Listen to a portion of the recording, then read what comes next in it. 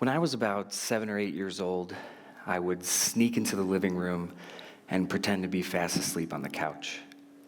The goal of my deception was to stay up late enough to watch my favorite TV show, The Three Stooges. I don't think I was in love with the show or material per se, but rather the feeling I had after a good 30 minutes of laughter.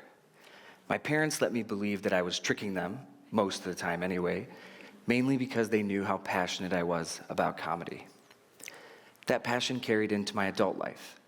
As a young adult, I began performing stand-up and took a job on the night staff at a famous comedy theater in Chicago called the Second City.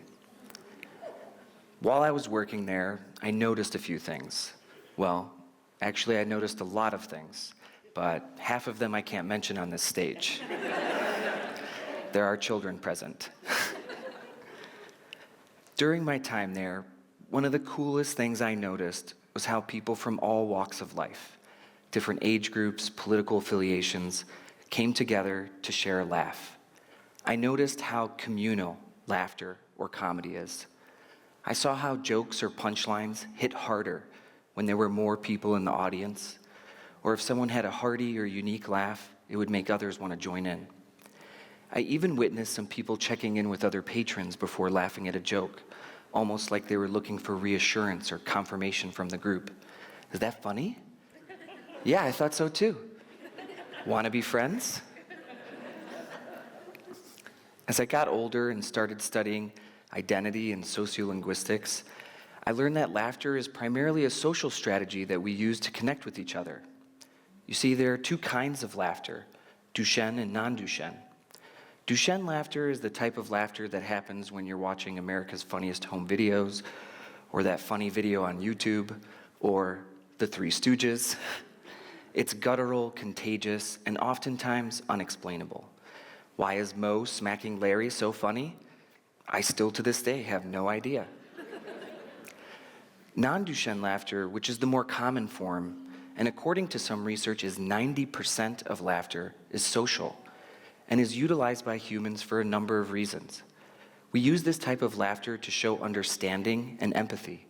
We laugh more around people we feel comfortable with, and we laugh to demonstrate our closeness to someone. Laughter is a tool that we use to form bonds and build connections. I soon realized that the thing I had fallen in love with as a child was quite powerful. Comedy brings people together. It fosters introspection at both the individual and the societal level, and it may even prevent polarization. So how does comedy do all of that? Well, first we need to explore how people become divided in the first place. And to understand that, we need to talk about Henry Tajfel. Henry Tajfel was a Jewish, Polish social psychologist that spent most of his life trying to understand prejudice, social identity, and intergroup relations. He grew up in Europe during World War II, fought in the war, and lost most of his family and friends in the Holocaust. The experience of the war and losing his loved ones motivated Tajfel to investigate how prejudice forms in individuals and communities. His research became the foundation for what we now call social identity theory.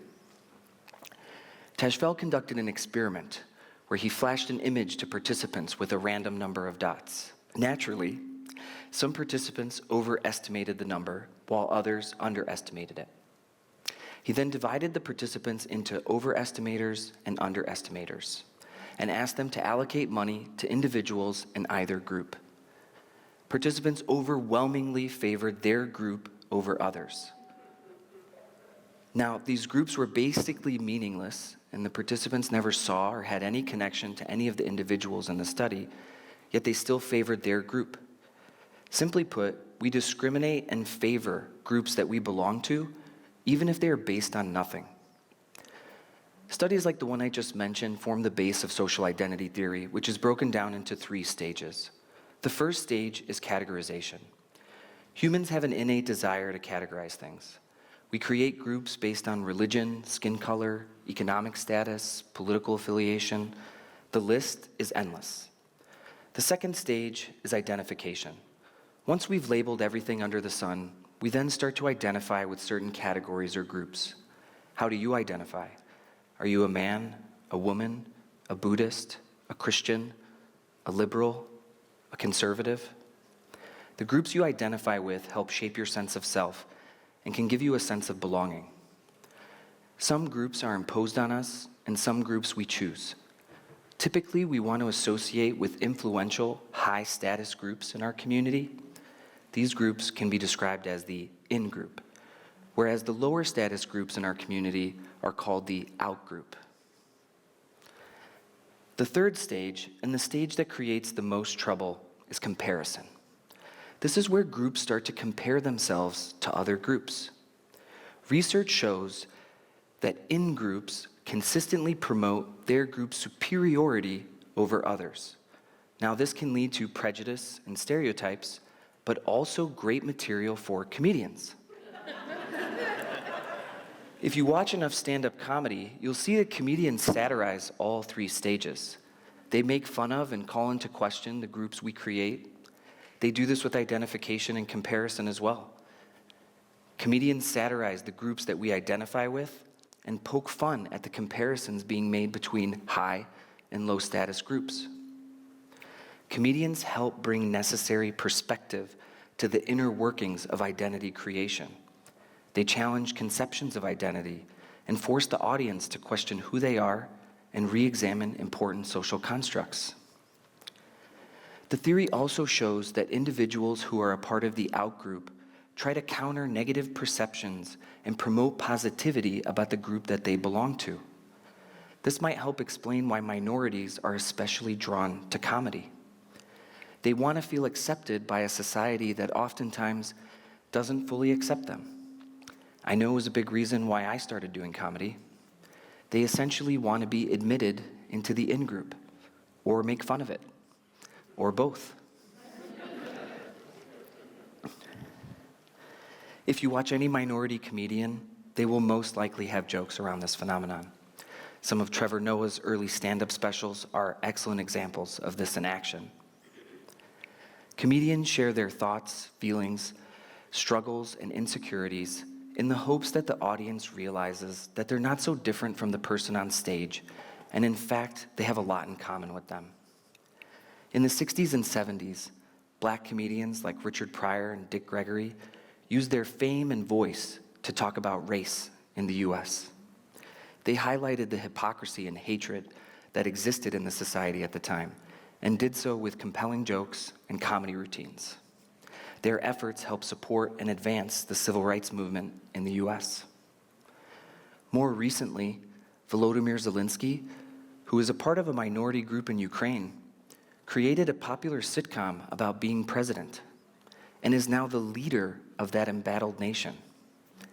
His show helped Ukrainians create a sense of belonging and has in many ways led to their success in defending their country, their collective identity.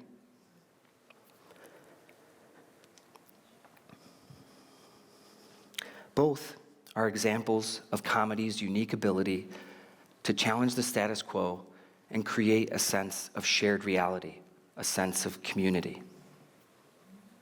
We've never been more divided in this country, at least not in my lifetime, and I fear the consequences of that division. The Holocaust and subsequent genocides in Bosnia and Rwanda are important reminders that division equals danger. So, my call to action for you is to reach out to that friend who you might have blocked on social media or stopped talking to because of differing viewpoints, and invite them to a comedy show. Because the only way we are going to bridge this gap and solve our political, societal crisis is to come together and have conversations with people we don't identify with and aren't in our in-group. We all need to laugh more with each other. It's good for the heart, the soul, and society.